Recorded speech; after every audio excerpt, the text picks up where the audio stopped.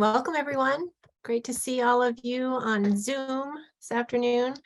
Welcome to our final Science Cafe of 2022, believe it or not. It's hard to believe we're at that point, but we usually take November and December off just to kind of allow for a little regroup and people to have some time over the holidays. So this will be our final Science Cafe for this year, and then we will launch again in earnest in January. So we're excited to have you all with us this afternoon and look forward to hearing about a great project that many of you have heard a little bit about probably before in the past, this All About Arsenic program that was established here at the MDI Biological Lab in 2018.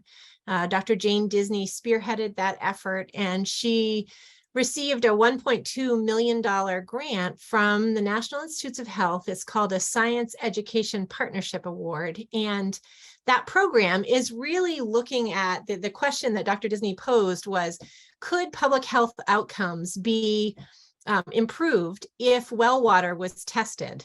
So if we were in people's homes and taking a look at whether or not there was heavy arsenic in the water, would people actually take action to mitigate that if they knew that they had that situation? So Jane also, is always just amazing at figuring the right avenue to get people to take action. And so she found out that the best way to do that was to get kids in school to encourage parents and grandparents to have their water tested. And so who can say no to that, right? When it's part of your school curriculum, you have to do it. So it was an ingenious way of getting greater participation from the students, but also from homeowners who are interested in taking a look at the quality of their drinking water. So as most of you know, Maine and New England have a heavy percentage of households that get their water from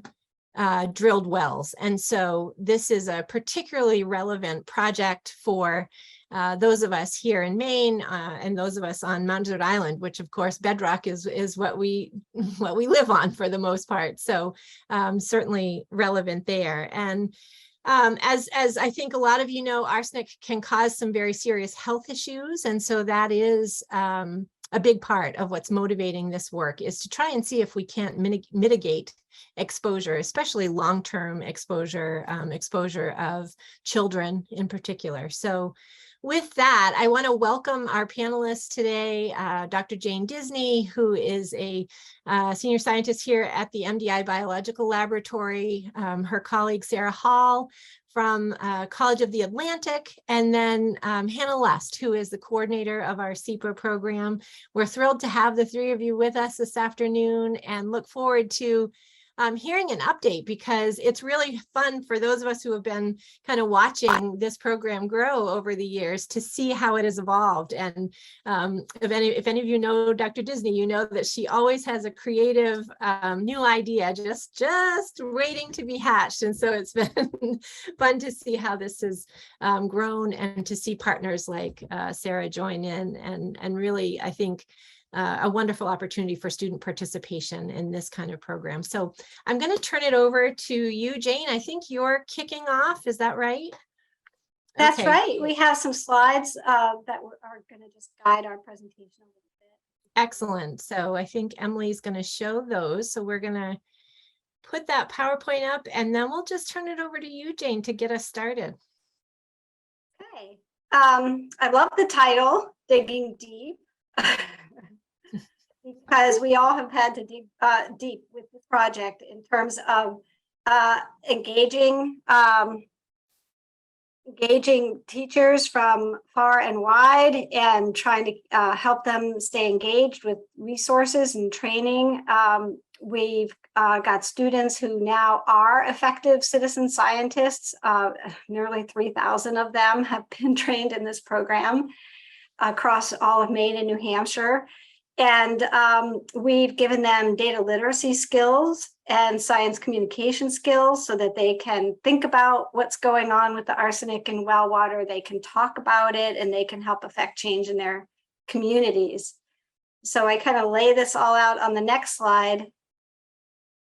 where I have this amazing graphic that was actually put together by Anna Farrell, who's here with us today too. And across the top, for those of you who aren't familiar, I wanted to at least touch on all of the different health impacts that arsenic can have. And on the left, you can see that an increased risk of bladder and other cancers is a risk of long-term exposure to arsenic. In New England, we have a 20% higher rate of bladder cancer that has been attributed directly to people's exposure to arsenic over time. Arsenic can cause an increase in blood pressure, as well as a host of other cardiovascular problems that people don't always associate with exposure to arsenic. I mean, who would think that some cardiac problems they were having might be related to the water that they're drinking? Also, diabetes occurring during pregnancy, not necessarily always related to environmental exposures. And so people don't think of that when they see this kind of problem emerging in a population.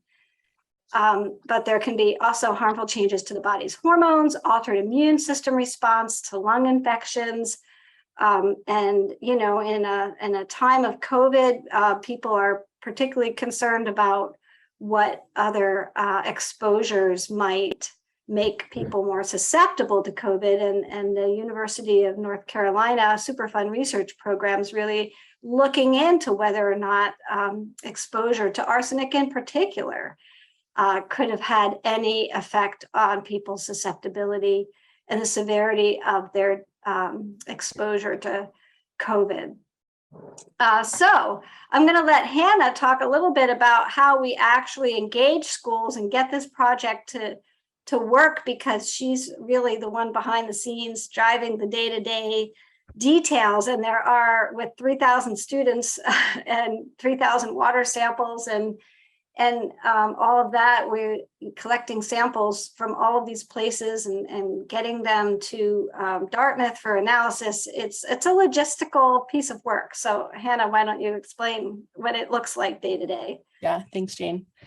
Yeah, as Jane pointed out, it's obvious how critical it is that we understand the health impacts of arsenic, as well as other contaminants that can be found in water sources, so that we can then have a better understanding of the overall impact that this might have on human health overall. So while research done in the lab is usually the way to go for addressing issues of environmental health or contamination in water sources, our group has really taken a different approach through our Science Education Partnership Award, or SEPA, which is called All About Arsenic. And through this project, essentially high school and middle school teachers from Maine and New Hampshire, and at one point North Carolina, team up with scientist partners from neighboring institutions, usually higher ed institutions, to work collaboratively and engage their students as citizen scientists. But what does that mean exactly? Well, the students are basically scientists out in the field. So they go out and they collect well water samples from their homes or their neighbors or anywhere across their community or neighboring communities. And they take the samples back to their classrooms and send them off to be analyzed, like Jane alluded to, at Dartmouth.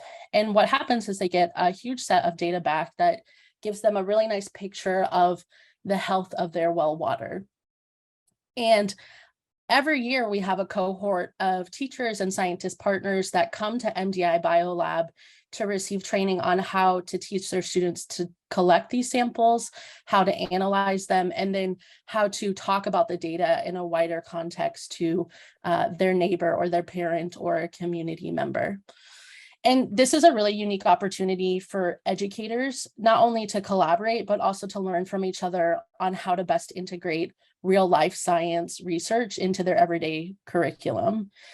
And this has really become a beautiful feedback loop that we're really proud of, where teachers and scientist partners are learning from each other, anywhere from better understanding how to better integrate citizen science into their curriculum, to coming up with different experiments that can provide students with context of why it's important to look at arsenic and how that affects other organisms. like plants, to even troubleshooting how to engage students beyond the classroom in environmental and public health advocacy efforts. And we've seen some pretty impactful journeys of students getting their town data back, analyzing it, and realizing that there's a huge issue of arsenic contamination or other types of contamination across their town private well water systems. Perhaps issues that the community or the people that they took samples from really didn't know about to begin with. And with the support of their teachers, students have been able to turn data into action by mobilizing their communities to address issues related to the private well water safety through community meetings or town halls, science fairs, etc. And there's a really great example of this that I can speak to that happened this past academic year during the winter, where Westbrook High School and Mount Desert Island Elementary students testified in favor of a bill to provide free filter systems for low-income families. And what was really incredible is not only did this bill get passed, but the committee was so inspired by the students' testimonies that they increased the original allotment of $500,000 for this bill to $1 million, which was incredible. And a really big success story for the students that they were really proud of, that they were able to impact this type of change within their community. And this is just one example of the huge impact engaging students in this work can result in. And they continue to step out of their comfort zone every year and explore this world of advocacy, which is really exciting. In fact, before I pass the reins off again, I want to say that in Bar Harbor, students will be at the municipal building on voting day this year to educate the community and distribute more test kits so that there can be a greater impact beyond just their schools. And this is the second year that students from Connors Emerson have participated in this effort. And we're just really proud to see how the community, as well as their teachers, have channeled their support behind these students and help them to not only flourish as citizen scientists, but also to flourish as citizen scientists who have immense impact on and really lead to a lot of change within their community. So if you're from Bar Harbor and you're going to be at the municipal building on election day, please be sure to stop in and hear from these really incredible students who are excited to tell you all about arsenic. And I think I'm going to pass this back to Jane briefly.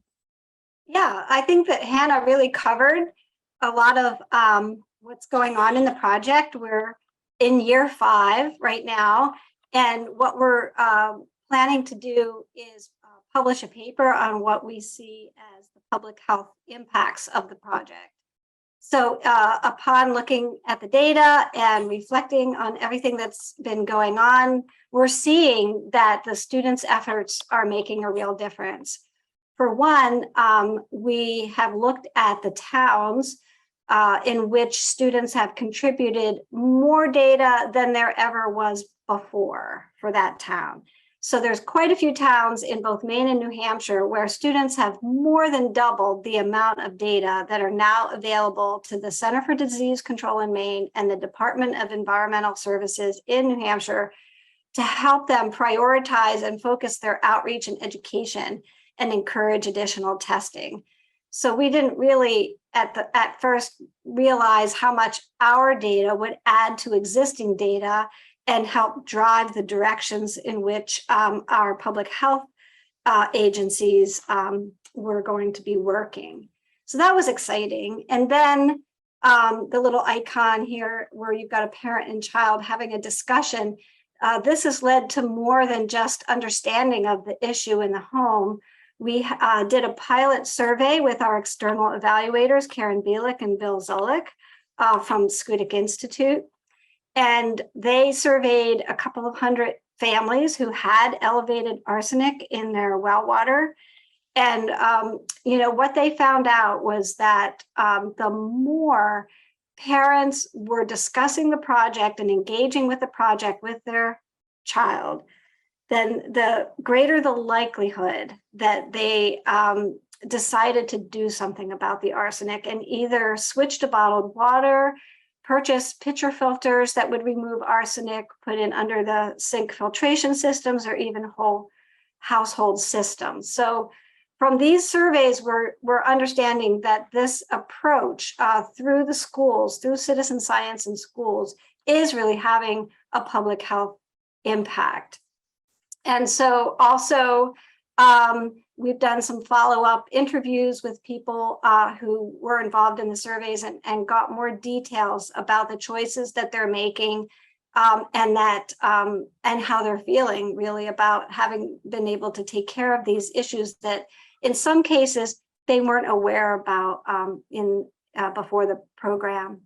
And then, as Hannah was telling you, we have students now influencing policy in Maine. They have a story to tell. There's enough data to tell a story that's compelling to state lawmakers and others that encourages them to really follow through and take action. Like, for example, the story about the Westbrook students and the Mount Desert elementary school students. They provided testimony, and now we have a new law called an Act to Continue Supporting Safe Drinking Water for Maine Families.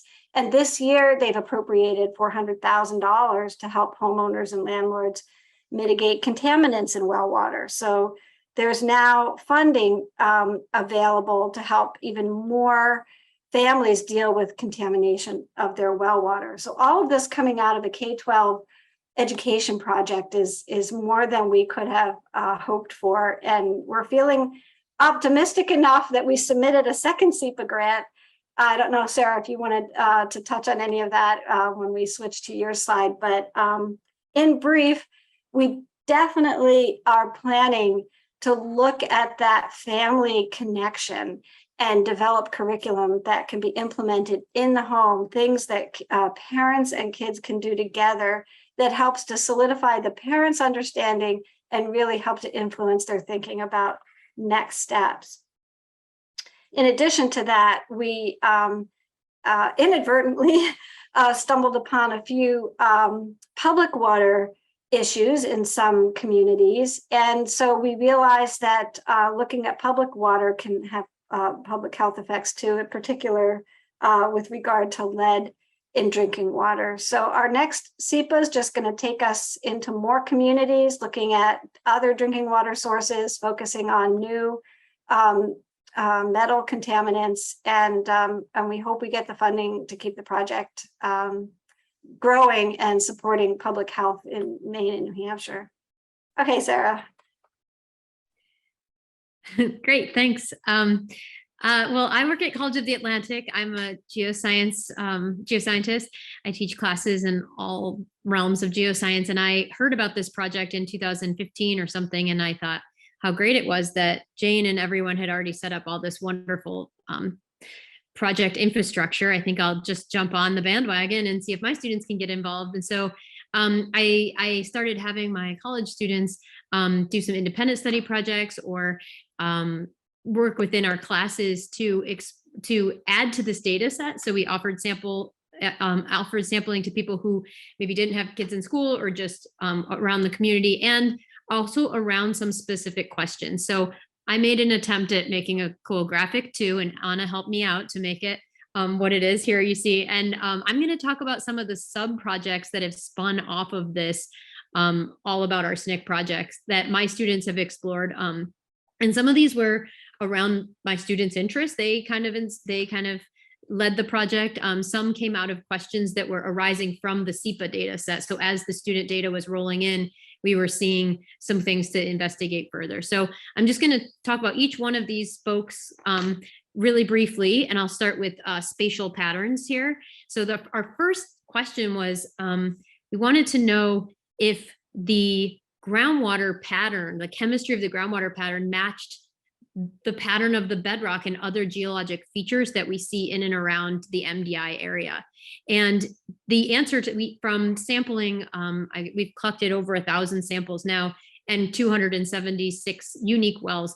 We learned that, yes, in fact, we do see typically higher arsenic associated with the metasedimentary bedrock that we have on this island, like the Ellsworth Schist and Bar Harbor Formation, but we see elevated uranium, and we haven't tested radon, but it could be related to radon in the granites. So the take home message for that study is it doesn't matter which rock you live on, you should be testing your well water because, well, you should be testing your well water anyway, if you have a well. So the spatial patterns, we're still collecting data here and there, but we also we started asking some questions about seasonality. So I'll skip piping effects here for the moment. Seasonality, we thought, okay, well, now we see that there's spatial patterns. Are there temporal patterns to the groundwater chemistry? Does the chemistry change over time? Like, does your well water chemistry change over years or seasonally, or even over shorter timescales, like during a big rain event? And so to look at this study, we sampled, we took samples from wells in different seasons, and we sampled 30 wells for every month for a year. And what we learned is that, yes, we do see changes in well water chemistry at different timescales, even over a rain event, over a few days. But not all those changes are the same in every single well. It really depends on the well. Some wells go up in arsenic, some wells go down.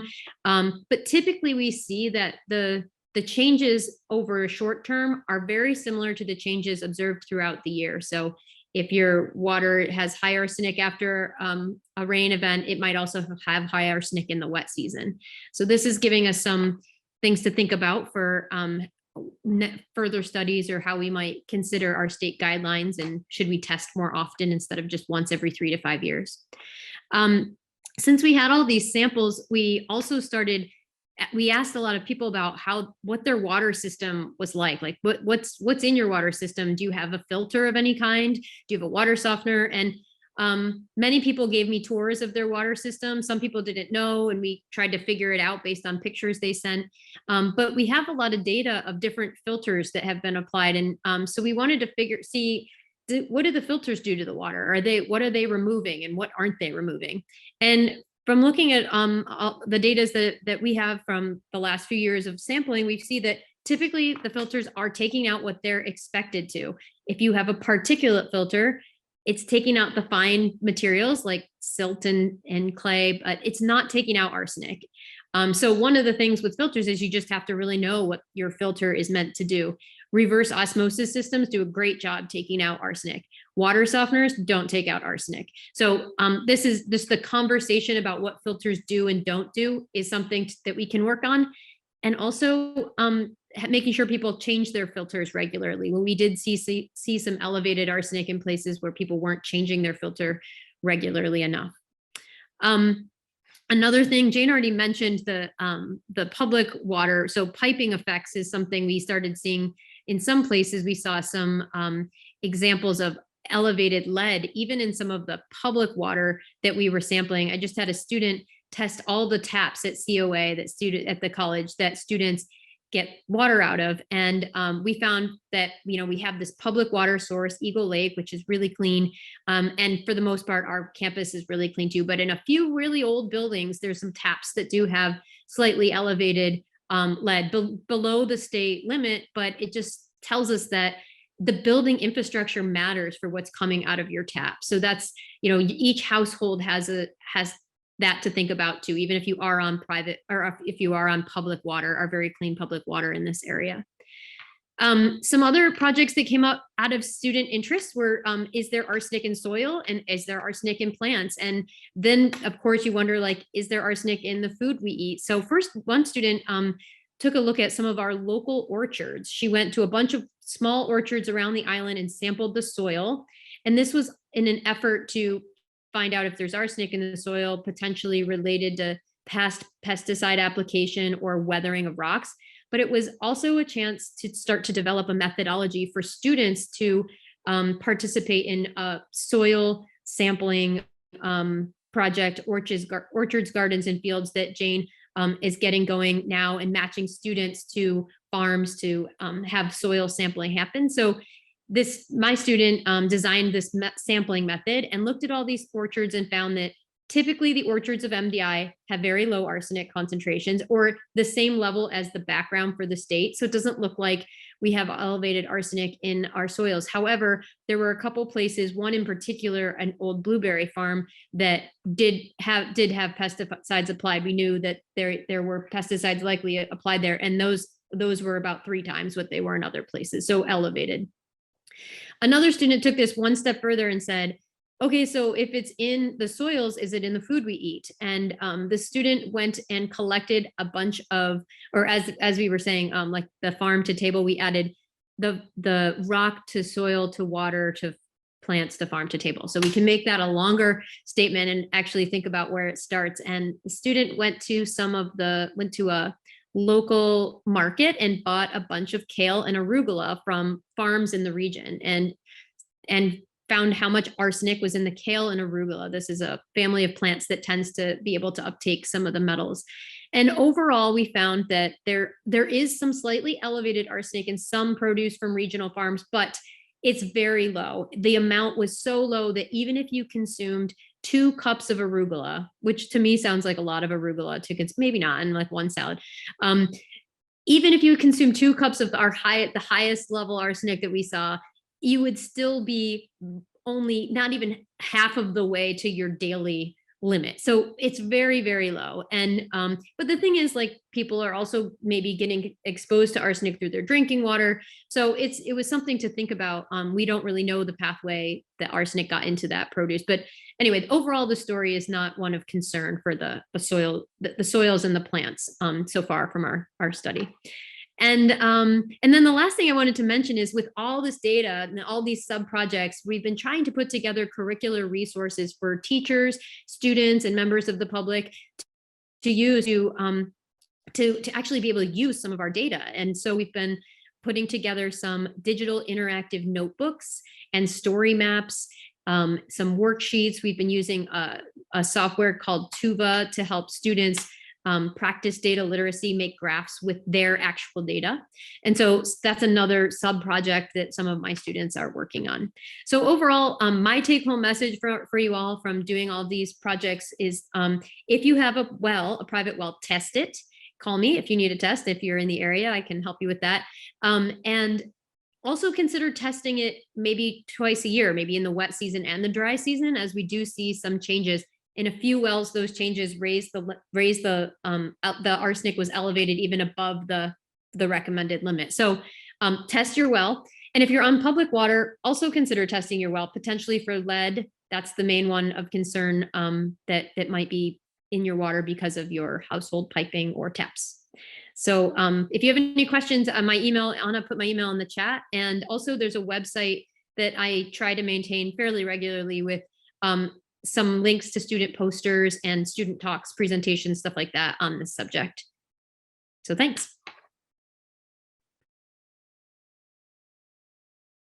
Fantastic. Thank you all so much.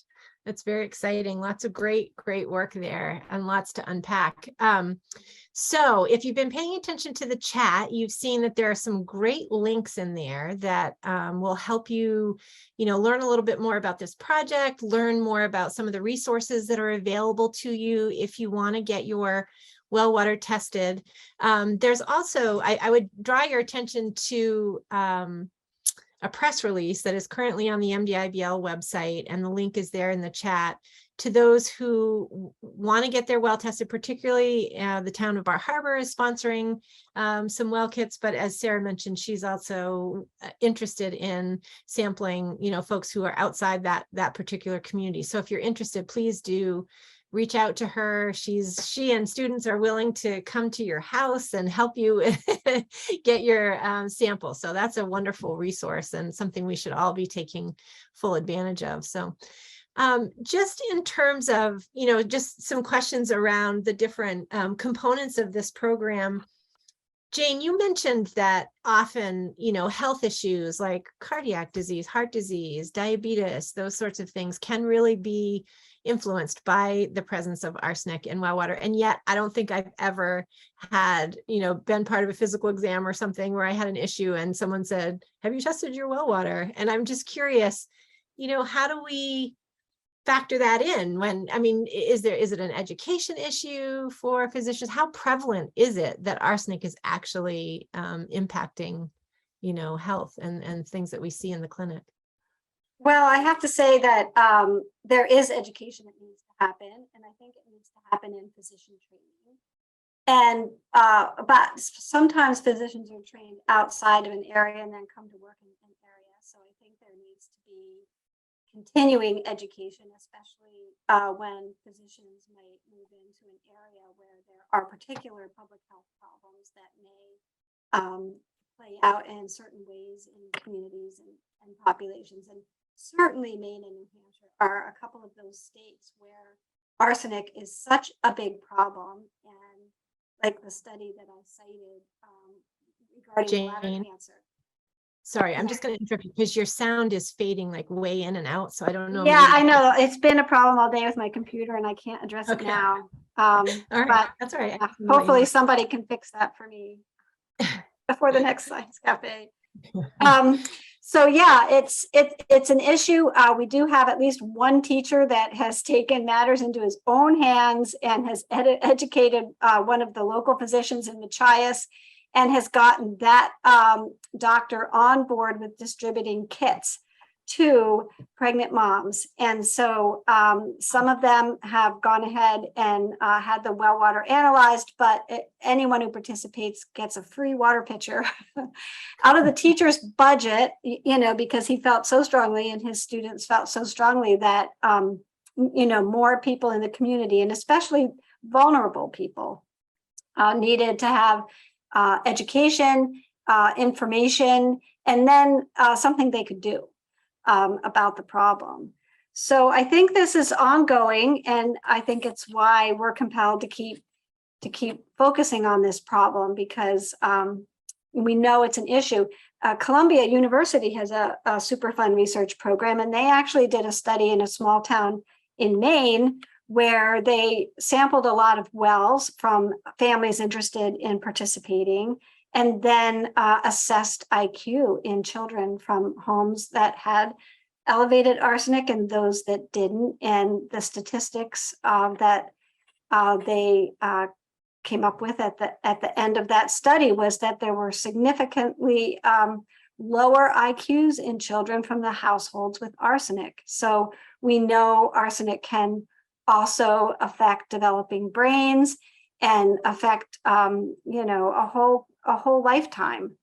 So there's lots of health effects that have been associated with arsenic epidemiologically, but there's a lot of other studies that are coming out, you know, through work with mouse models and other animal models. So we know arsenic is a problem, and it's something we need to keep working on in the state for sure. CDC is trying to get at it, but you know, one of the things that's interesting is how much people resist having their wells tested, even after they know it's a problem, or even after they've gotten a high arsenic reading.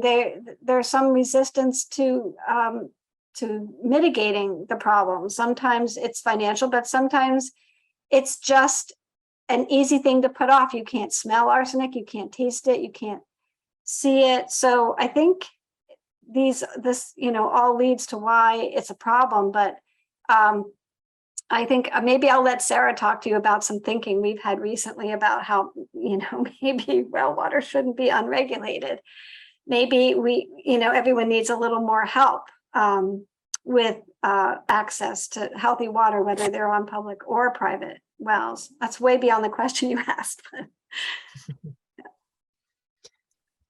No, that's fascinating. Hannah, so I'm just watching the chat here, and Dr. Haller asked the question specifically about, you know, what do we know about the effects of arsenic on pregnancy? And so, Hannah, do you want to just speak to that a little bit about what you put in the chat? Yeah, there's been some studies that have associated arsenic passing or crossing the placenta barrier to cause things like impaired fetal growth or things like miscarriages or stillbirths. So there definitely is an impact, but then at another greater level as well, like Jane alluded to earlier, there have been links with diabetes, like gestational diabetes and exposure to arsenic for the mother carrying the child. So at all levels, there's definitely issues there that have a huge impact for both the mother and the child. Which is why it was really an incredible thing when one of our teachers did reach out to a local physician and have that type of impact. And I would also Yeah. add on to Jane's statement that, you know, because it is such a health issue and these conversations, like you go to the doctor and you don't hear, oh, I should test for my water. These conversations with kids and their parents are so critical. And we really are seeing in the study that the more that students talk to their parents, the more likely there is some type of change, whether they pursue further education on what arsenic can do, how to get better filtration systems, what have you. Those conversations have really been critical to impacting change within a household, and then of course at the community level as well, so that parents can then go to the doctor and say, you know, I'm having these symptoms, and I actually found out my student was looking at our water levels and we have these contaminants, and they're telling me that they learn every day this is an issue in the classroom, and well, how does that impact our family? And it seems like such a small thing, but those conversations, even coming from a kid, are just so important, and having those interactions every day within the household are really critical. And that's something that we've been seeing for quite a few years now, which is great. Yeah, that's terrific. It's a great way. Sarah, there are a couple of other comments, questions in the chat about filters. And I know that you talked a little bit about that, like certain filters do certain things. But has there been some study or some recommendation in terms of the most effective type of filter for arsenic or brand? Or I know that some collaborators at Dartmouth, I think a while ago, were making some recommendations around that, but I just wondered if you had any info for our viewers about what types of filters might be most effective.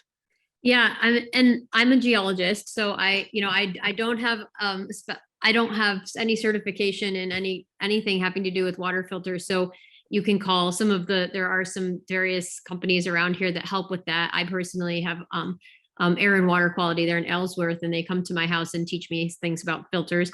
But some of the things I've learned in sampling different filtered water, like here's a household that has a particulate filter. Most of the wells have particulate filters to remove sediment and just big chunks of things. Like that's not going to remove arsenic. It removes about 10% of the arsenic, but that's not very much. Other people who have reverse osmosis systems, which are usually just under one tap, just your drinking water tap. They don't filter the whole house system because that'd be really expensive, and it takes a while to work through the filter. Those take out all the arsenic. In fact, it takes out everything. So I've read a little bit about how there's a little concern that if you're drinking that always drinking reverse osmosis filtered water, then it doesn't have any of the ions in it. And so that might also be a problem. And so the companies will sell you actually a mineral additive to put back in the water after taking it out of the water. So the filters are a whole web of a whole other discussion, but I've heard that if you have really high arsenic, so I asked my doctor about it, and if you have really high arsenic, like it's better to drink the reverse osmosis water. But if you have lower levels, then maybe there's other filtration that you can do to reduce the levels so that you're not always drinking this reverse osmosis water. I think there's also some pitcher filters. The zero water pitcher filter is the one that Bruce Stanton has talked about that will take out the arsenic from the water, may or may not be adding other things to the water. And that works. It's maybe not as economical over the year as if you just installed the reverse osmosis system, because you have to replace those filters, and you have to keep filling that pitcher back up. But water softeners don't take arsenic out of the water. pH buffers don't take arsenic out of the water. They don't remove uranium. So that's the thing where I think people sometimes weren't sure what their system does and what it doesn't do. So I think that's the first step, is like find out what you have and what your system's doing and how often your filter needs to be changed. Because if you leave your filter in for too long, it can build stuff up and actually add. We saw one sample where the filtered water had higher arsenic than the unfiltered water because they hadn't changed their filter in a decade. So, wow. Yeah, so you can, I don't know, learn about your water system, call a group to come teach you about it. And every well is unique. That's another thing we're working on writing up right now, is every well is a unique situation. So, yep, fun. Yeah, lots to learn. So need some good resources out there to help guide people. That would be great. Other questions from the audience? If anyone wants to chime in, you can just turn your camera on, raise your hand. We'd be happy to call on you, or if you want to just put something in the chat, that would be terrific as well. Hannah, I want to find a little bit more out about sort of things on the student side, right? So tell us a little bit about how the program is organized, maybe a little bit about teacher engagement, because I'm curious to dig into that a little bit. And you know, are these programs offered to all the schools on Mount Desert Island? How does that work? Yeah, and Jane can speak to this a little bit too, but we do partner with a couple of schools on Mount Desert Island. So we are with Connors Emerson and Mount Desert Island Elementary School.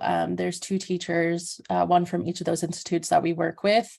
And basically how it's set up is we have, depending on the year, anywhere from 10 to 15 teachers that are all across Maine, including Bar Harbor area. We have some in Waterville, some in Machias, some in Westbrook, some in New Hampshire. Since we are partnering with Dartmouth, we have a bit of a spread. And all of those teachers are either chemistry or biology teachers that have various classes. Sometimes Doug Curry, one of our scientist partners, just wrote in here as well. So we have some teachers on today. They engage all of their classes, regardless of what the course may be, by looking, they each have their own spin, right? So a chemistry course might be looking at what are these different contaminants and how can we learn about things like the periodic table of elements, but then provide this context of well water contaminants and how that happens all around you. And it serves as this really great reference of how science is all around you and you can ask these questions while learning these topics. We have some biology teachers that engage their high school students from more of a public health perspective by seeing how these contaminants might affect organisms, their growth, how that alters their function, and how that might affect the human body. And all of these teachers start out at the beginning of the year, opening up their curriculum with learning about arsenic, how it affects the world around you, how it affects human health. And they integrate all of the training that we provide for them during the summer when they come to MDIBL, and they learn about how to take samples and process them properly by using proper scientific approaches to measuring these samples and analyzing them, and then integrating the results back into their classroom. And Jane referenced a little bit of the work that we do. It goes beyond just collecting samples and getting numbers back. The students learn how to graph this data and what it means to hypothesize about the data or ask different research questions, and how to answer those research questions by graphing them or analyzing them a certain way. And then beyond that, learning data literacy skills of how can we communicate these findings in a way that the community can understand, or how can we communicate these findings to a legislature or to another scientist. And so they're also learning not only data literacy, but also science communication, which is really exciting. And so from start to finish, all of the students are really getting the full gambit of the world of research and really learning how to be little scientists and adult scientists. And then I think the greatest part of the project is not only the amount of data that the students have generated and the impact that's had on the overall data set in the state, but also their confidence and their ability to realize that as students of Maine and New Hampshire, they can do science every day and they can be scientists and they can learn these skills. And then our hope and what we've seen is that these students have gone on to have further interest in science at the level of college courses or majors. And we just had a student from one of our schools in New Hampshire reach out to an old collaborator at Dartmouth, and now they're interning there in a lab. So it's a really beautiful journey of these students gaining the confidence to be scientists, and then learning that it's important in their everyday life to understand these things and communicate it and continue on with that research. That's fantastic. So if you mentioned this, I apologize, I might have missed it. But if someone wanted to kind of take this project and replicate it in their local school, is the curriculum available? I realize all the resources that you all have amassed probably wouldn't be, but just in terms of the general classroom curriculum, is that available for others to emulate, or how does that work? Jane, do you want to speak to that? Well, yeah, we have a website called All About Arsenic, and it has a whole section on there with teacher resources. It has a whole section on curriculum. And we've designed these with our teachers in mind, but certainly any teachers that wanted to download some templates or data sheets or data literacy exercises, everybody's welcome to them for sure. And we have now exported our project to North Carolina, which is going to be engaging more schools. And they will be largely using a lot of our resources, adapting them for their area, and using our online data portal. We have a citizen science data portal, some of you have heard me talk about, called Anec Data. And on Anec Data, we have an All About Arsenic project, which I think the link was put in here by Anna, and people can download the whole data set. But also they can build their own new projects on there too, which is what North Carolina is planning on doing is what is it called? Well-empowered schools. And it complements another project they have going on called Well-Empowered Communities. And so it's all about trying to increase the number of households that understand that arsenic's a problem and getting more households to test and mitigate arsenic in their well water. So it'll be interesting to see what happens in North Carolina and how well our materials continue to work for them, because it's our hope that this project could translate to other communities that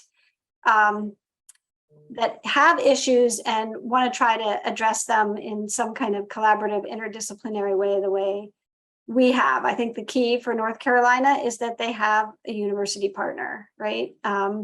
That has a Superfund program and has the capacity to do well testing and to share results back with teachers and communities. So I think that is a key piece in a project like this and translating it to another school system.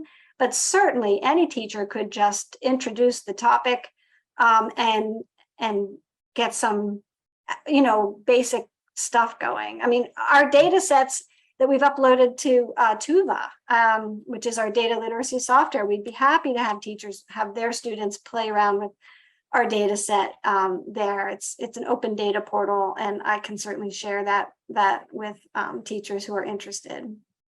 That's great. And just knowing how tight, school budgets are these days, what is the cost basically for you to run those samples from the classroom? Well, so the teachers and kids go to town on this project. We get hundreds of water samples. It's just beyond what we were imagining. We get such a good deal with our partnership with Dartmouth. So we get 14 heavy metals analyzed for $20, which is you just cannot do through a private well testing company. Of course, we get those results back, and then we encourage people to go ahead and get a second test from a local testing company or from a state lab, if that makes them feel comfortable that they've gotten some corroboration on the results that they received. But for a couple $1,000, we can help teachers and kids get some of their own data together and analyzed and think about how to share that data in their communities. That's great. So for those of you that may not have heard Jane, I think she said that the cost per sample is about $20 per sample, and that includes analysis for 14 different heavy metals. Is that right, Jane? Did I get that right? Mm-hmm. Okay. Terrific.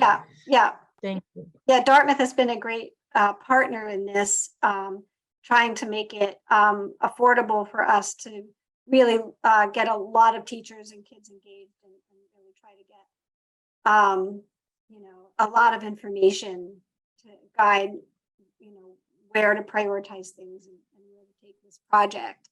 I can say that we certainly didn't have enough funding in our SEPA grant to cover the tens of thousands of dollars in sampling that we've already done. And so the Maine IMBRI, the New Hampshire IMBRI program, the Norris Cotton Cancer Center, which is now the Dartmouth Cancer Center, and Maine Center for Disease Control, they've all kicked in dollars to try to help cover all these sampling costs. And then we got a very nice supplement on the grant that has helped Sarah Hall and her students look in more detail at samples taken at different times in different locations under different conditions. And that's how we were able to afford to do all that, because it is kind of a costly project. Yeah, sounds it. Sarah, I see that you just replied to one of the questions in the chat. Do you mind just summarizing that for us so that the rest of the folks can sort of Sure. be part of that conversation? Well, the question was about, are we able to